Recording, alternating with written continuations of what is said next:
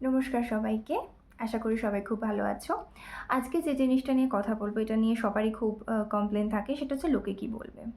তো আজকে আমি এমন কিছু কথা তোমাদেরকে বলবো, যেগুলো থেকে আশা করি তুমি এই ভিডিওটা দেখার পর আর লোকে কী বলবে সেই নিয়ে ভাববে না। মানুষ কথা বলবেই। মানুষের কাজ হচ্ছে কথা বলা। তুমিও ভেবে দেখো, তুমিও কখনো না কখনো কাউকে নিয়ে তো কিছু না কিছু বলেইছো। খারাপ হোক, ভালো বলে তো খুব ভালো কথা। খারাপ তো কিছু না কিছু বলেইছো। পিএনপিসি তুমিও করেছো, পিএনপিসি আমিও করেছি, সব্বাই করে। তাহলে এবার একটা কথা তুমি ভেবে দেখো, তুমি ধরো তোমার কোনো একটা বন্ধুকে নিয়ে খারাপ কিছু বলেছো। খারাপ কিছু বলেছো মানে ধরো তোমার বন্ধু ডায়েট স্টার্ট করেছে। ঠিক আছে? ডায়েট স্টার্ট করার পর তুমি সেটা নিয়ে তোমার অফিসে বা কলেজে, ধরো তোমার ফ্রেন্ড সার্কেলে তুমি বলা স্টার্ট করেছো, দেখেছিস ও ডায়েট স্টার্ট করেছে, নাকি রোগা হবে। ও রোগা হবে বলে তোর মনে হয়? হ্যাঁ, ওর এত কেজি ওজন, ও কী করে রোগা হবে? দেখবি দুদিন ডায়েট করবে, তারপরেই ভুলে যাবে সব কিছু। কালকেই দেখলাম ওকে ওই ফাস্ট ফুডটা খেতে বলেছো। আচ্ছা, ইভেনচুয়ালি 1 মাস পর দেখলে যে সেই বন্ধুটা সত্যি ওজন কমিয়ে ফেলেছে। সত্যি সে মিনিমাম 5 কেজি ওজন তো কমিয়ে ফেলেইছে, তুমি বুঝতে পারছো। তো তুমি যে তাকে নিয়ে এই কথাটা বললে, সেটা কি তার উপর কোনো প্রভাব ফেললো? ফেললো না কিন্তু। সে যদিও বা শুনে থাকে যে তুমি তাকে নিয়ে এসব বলেছো, সে জাস্ট ডোন্ট কেয়ার করে নিজের কাজটা নিজে করে গেল, আর নিজের ওপর স্ট্রিক্ট রইল সে। তাহলে তুমি কেন পরের কথা শুনছো? দেখো, মানুষ কেন বলে তোমায় নিয়ে? প্রথম হচ্ছে তারা আনন্দ পায়, খুব আনন্দ পায়। পিএনপিসি করলে আলাদা রকমেরই একটা আনন্দ পাওয়া যায়। তারা নিজেদের লাইফে হ্যাপিনেস নিয়ে আসার জন্য তোমার নিন্দে করাটা একটা কী বলবো, একটা টাইপ হয়ে গেছে তাদের কাছে, একটা টিপস হয়ে গেছে ছোট, যে ওদের নামে নিন্দে করলে আমার একটু আনন্দ হবে। কিন্তু এই নিন্দেটা তারা আবার রোজ করে না, বা 1 মাস 2 মাস করে যায় না, খুব জোর 1 দিন বা 2 দিন, ব্যাস। তারপরে তারা আবার তোমার উপর ইন্টারেস্ট হারিয়ে ফেলবে, অন্য একটা কাউকে নেবে, তাকে নিয়ে নিন্দে করবে। এবার খুব কমজনই আছে যারা তোমার মুখের ওপর তোমায় কিছু বলবে। যদি মুখের ওপর না বলে, তোমার তো অত কিছু ভাবার দরকার নেই। কিন্তু আমার সাথে যেরকম হয়েছিল সেরকম ধরো হলো, তুমি তোমার কানে শুনতে পাচ্ছ, বা কেউ ধরো তোমার ফেসবুকে কমেন্ট করেছে বা ইনস্টাগ্রামে কমেন্ট করেছে জিনিসগুলো নিয়ে, তখন তাহলে তুমি কি করবে? তুমি তো জিনিসটা দেখতে পাচ্ছ, তুমি তো অবশ্যই ডিমোটিভেট ফিল করবে, রাইট? এবার একটা কথা বলে রাখি, যারা ইউটিউবে বা কোথাও ধরো হেড কমেন্ট করে, বা ফেসবুক পোস্টে হেড কমেন্ট করে, তারা কেন করে? লাইক পাওয়ার জন্য। কারণ একজন তো আর হেড কমেন্ট করছে না, সেই হেড কমেন্টটা আরও অনেকের মাথায় ঘুরছে, রাইট? তো সেজন্য তারা তাকে লাইক দিচ্ছে, তারা তার ভিডিওর তলায়, তার কমেন্টের তলায় তারা আবার কমেন্ট করছে যে হ্যাঁ তুমি ঠিক বলেছিলে, এরকম টাইপসের ব্যাপার।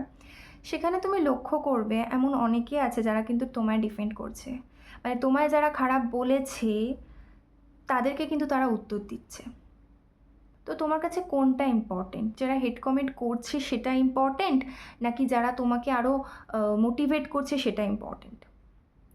আমাদের এই পৃথিবীতে পজিটিভ জিনিস খুব কম হয়, নেগেটিভ প্রচুর বেশি। তার কারণ একটাই, যে আমরা নেগেটিভটাকে দেখতে পছন্দ করি। আমরা অ্যাডিক্টেড হয়ে গেছি নেগেটিভ দেখায়। পজিটিভ দেখতে দেখতেই পাই না আমরা, এত কিছু পজিটিভ থাকতেও আমরা পজিটিভ দেখতে পাই না, আমরা সব কিছু থেকে নেগেটিভটাই খুঁজে বার করি। এটা আমাদের একটা হ্যাবিট হয়ে গেছে, আমাদের কিছু করার নেই সে জিনিসটায়, রাইট? কারণ আমরা এত নেগেটিভ নিউজ পড়ছি, এত ভিডিওস দেখছি, সেক্ষেত্রে এটা আমাদের একটা হ্যাবিট হয়ে গেছে। আর একটা কথা যেটা বলবো সেটা হচ্ছে যে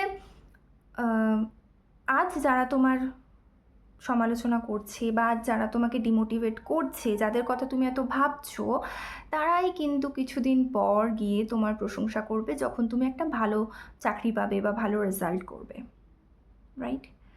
তো তখন যারা তোমার প্রশংসা করবে, তখন তারা নিজেরাই নিজেদের কাছে ছোট হয়ে যায়। দেখো, আমি কিছুদিন আগে মেয়েটার নিন্দে করছিলাম, আর মেয়েটা আজকে কী করে দেখালো, রাইট? তো তাই জন্য নিজের কাজের ওপর ফোকাস করো, নিজে আরও কী করে বেটার হতে পারবে সেদিকে ফোকাস করো।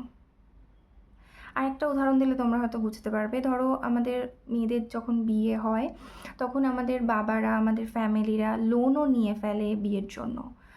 মেয়ের শ্বশুরবাড়ির ডিম্যান্ড পূরণ করার জন্য, গয়নাগাটির জন্য, বিয়ে বাড়িতে খাওয়ানোর জন্য লোন নিয়ে ফেলে। বিয়ে তো হয়ে গেল, তুমি তো শ্বশুরবাড়ি চলে গেলে, লোকজন এসে খেয়েও গেল, সব হয়ে গেল, কিন্তু সেই যে লোন রিপেমেন্ট, এটা তো বাবার মাথায় পড়ে গেল, রাইট? যে লোকেদের ভয়ে বাবা এই লোনটা নিল, এত কিছু করলো, সেই লোকেরা কিন্তু পাশে এসে আর দাঁড়াবেও না, সেই দিনটার কথা উল্লেখও করবে না, বরঞ্চ খারাপ বলবে। মাংসটা সেদ্ধ হয়নি, পনিরটা কাঁচা কাঁচা ছিল, মাংসের ঝোল থেকে গ্রেভি থেকে পেঁয়াজের গন্ধ আসছিল, চালটা ভালো করে সেদ্ধ হয়নি বা বেশি গলে প্যাক হয়ে গেছিলো, হ্যাঁ, ভালো করে আপ্যায়ন করেনি, কোনো স্টার্টার করেনি, মেয়েটাকে ভালো ভালো গয়না দেয়নি, মেয়েটাকে ভালো সাজায়নি, এসব বলতে পারে। তোমার শ্বশুরবাড়ির লোক এসেও হয়তো নানা কথা শোনাতে পারে। তো কি হলো? লাভ কি কিছু হলো? কিছুই হলো না। উপরন্তু তোমারও একটা বার্ডেন চলে এলো যে বাবা এত খরচ করেছে আমার জন্য, আমি কিছুই বাবাকে হেল্প করতে পারলাম না। কোনো লাভই কিন্তু হলো না।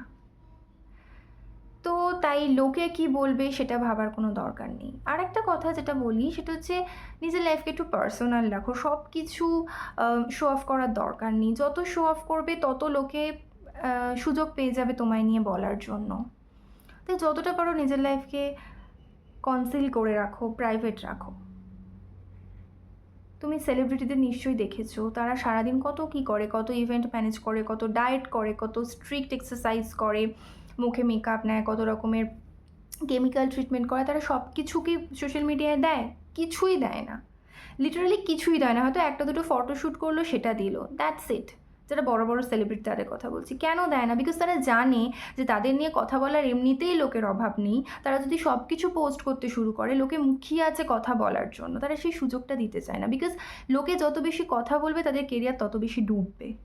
পাবলিসিটি হয়তো বা বাড়বে, বাট তার কেরিয়ার তত ডুববে।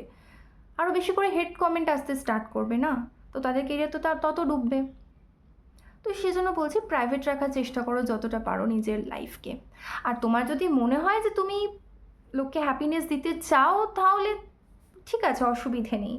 আর তুমি এরমভাবে জিনিসটা ভাবো না যে তোমায় নিয়ে লোকে কথা বলে হ্যাপি হচ্ছে, তো তুমি কিছু তো অন্তত ভালো কাজ করছো, লোককে কিছুটা অন্তত তো হ্যাপি রাখতে পারছো, তাই না?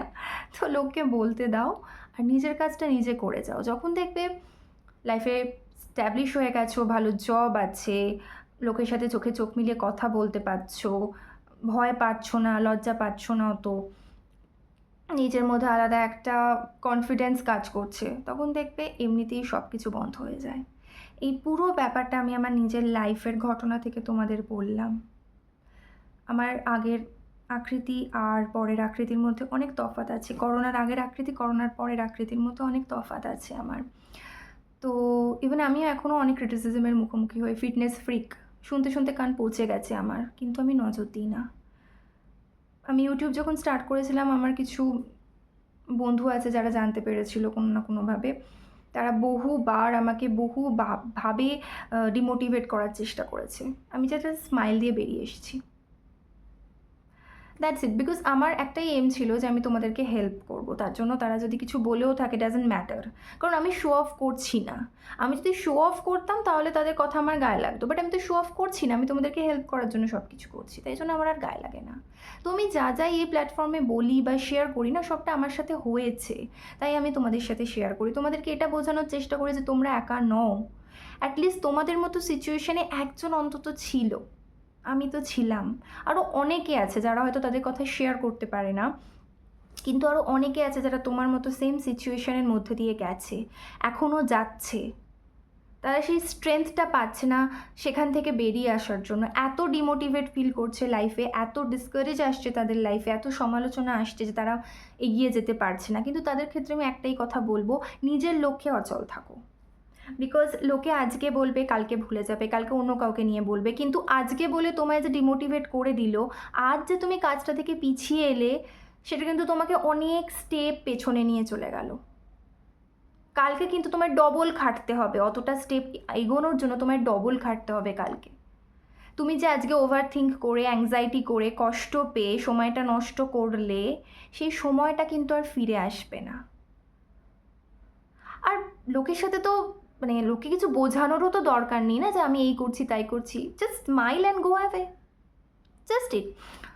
এটা হ্যাবিচুয়েট হয়ে নাও। লোকে তোমাকে বলবে যে হ্যাঁ বাবা, ওর কি ইগো, দেখো মেয়েটা আর এখন কথাই বলে না, স্ট্যাবলিশ হয়ে গেছে আর এখন কথাই বলে না, আমাদেরকে পাত্তাই দেয় না, একসময় এই ছিল যে আমাদের কাছে বারবার আসতো, কান্নাকাটি করতো, ভয় পেতো। বলতে দাও, take it as a compliment, because তুমি চেঞ্জ হয়েছো, রাইট? তুমি চেঞ্জ হয়েছো তাই তারা এই কথাগুলো বলছে। তুমি কনফিডেন্স পেয়েছো নিজের মধ্যে, দ্যাটস ওয়াই তারা এই কথাগুলো বলছে। তাই জন্য তুমি ভেতর থেকে একটা ভালো ফিল করার কথা তোমার। আমি তো তাই করি, যখন মানুষ এরমভাবে বলে আমাকে, আমি তাই করি।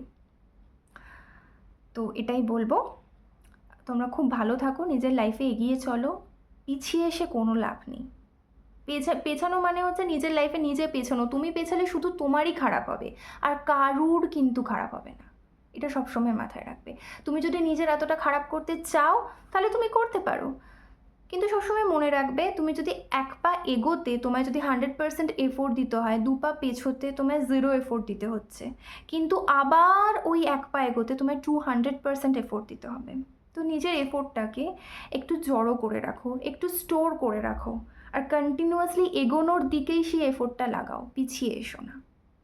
ওকে, সবাই খুব ভালো থেকো, আনন্দে থেকো, বাই বাই, নমস্কার।